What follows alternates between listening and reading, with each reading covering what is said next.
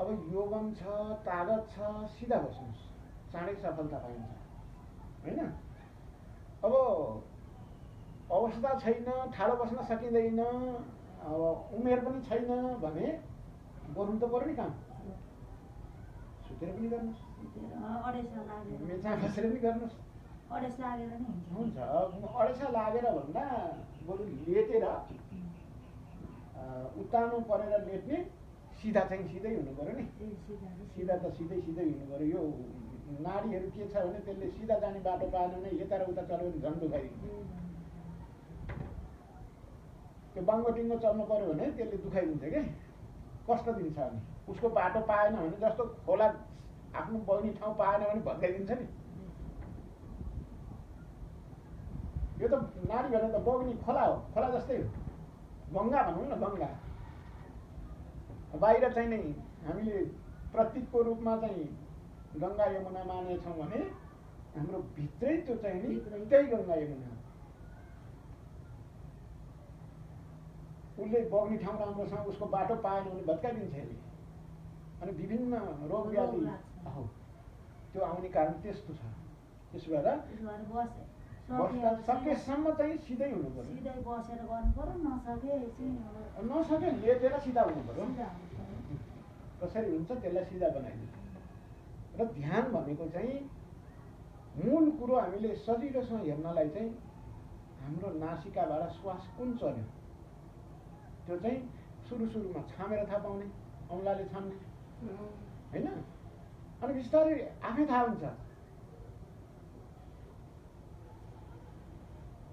त्यो आफै थाहा हुन थालेपछि चाहिँ ध्यान मलाई अब अलिकति प्रगति भएछ भन्ने कुरो चाहिँ थाहा पाउने।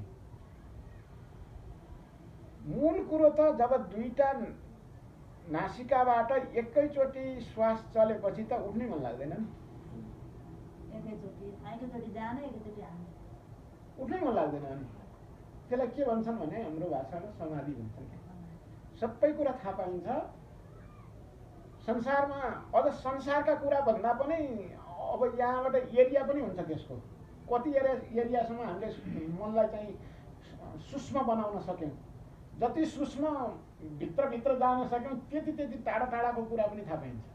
घटना घटेको अरू यहाँबाट 2-3 किलोमिटर टाढासम्मको घटना पनि सुरु अब त्यो कति गहिराइमा हामी पुग्न सकेका छौँ त्यति अनुसारको त्यो नापको घटनाहरू पनि थाहा पाउन थालिन्छ। यो शरीरको मात्रै होइन, अनिखेर त्यस्तो अवस्था आउँछ। अब जब त्यो दुईटा नासिकाबाट श्वास चलेर हाम्रो दिव्य चक्षुमा चाहिँ नि ध्यान केन्द्रित भएर हामीले के माग्छौँ परमात्मासित, प्रत्यक्ष भेट हुन्छ, प्रत्यक्ष नै दर्शन हुन्छ उहाँसँग। के माग्ने त्यो प्राप्त हुन्छ नि। अनि यो माग्नु हुँदैन होइन। माग्ने भने त के माग्नुपर्छ र, हामीलाई त के चाहिएको छ र, ल भन्नु त। पेटभरि खान पाएका छौँ होइन। अब हामीलाई हाम्रा बालबच्चा लालाबाला पनि होलान् होइन। अब बस्नलाई एउटा निर्वाहको लागि छँदैछ होला, परमात्माले सबै दिएको छ। के माग्नुपर्छ? हो त्यही माग्नुहोस् न। मलाई सहज तरिकाबाट हजुरसँग मिल्न पाऊँ, हजुरको दर्शन पाऊँ, सहज तरिकाबाट मिल्न पाऊँ। माग्ने के हो र? अर्थ के माग्नुपर्छ हामीलाई? मागेर कहाँ सँगै लिएर जानु पाउनु छैन। यो सबै त अब हात खुट्टा सबै, अब शरीर बस्न खान सुत्न सबै सम्पूर्ण पुगो। अब देह पनि पुगो भनेको छ परमात्मा। अब त्यही ध्यान। अब त परमात्मासँग प्रार्थना के गर्ने भने अब सबैजना यो संसारमा आएका कोही पनि यहाँ बस्न पाउँदो रहेछ। जाने बेलामा कुनै पनि कष्ट शरीरलाई कष्ट नहोस्, शरीरलाई कष्ट केही गरी भइहाल्यो भने तिम्रो स्मृतिमा भुलौँला, त्यो भुल्न नदेऊ। अनि सबैसँग म यहाँबाट अहिले हामी जसरी छुट्टिन्छौँ नि, अब म हिँडी है भनेर जान सक्नु होइन। यति त माग्ने हो नि, अरू के माग्नु छ र? सहज तरिकाले चाहिँ अब शरीर छुटोस् तिम्रो स्मृति गर्दा गर्दै। त्यही भने चाहिँ म त बिहान पानी चढाउँदा सूर्यलाई पनि कि यदि एक लोटा पानी उचाल्न सकेर सूर्यलाई चढाएकै छिनमै जाउँ भन्छु कि म त्यही भन्छु। मैले भनेको कुरो भन्नुभयो हजुरले। त्यो अवस्था चाहिँ ध्यानको अवस्था।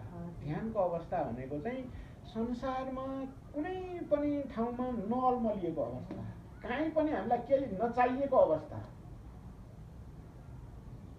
त्यो अवस्था भयो भने चाहिँ ध्यान भयो।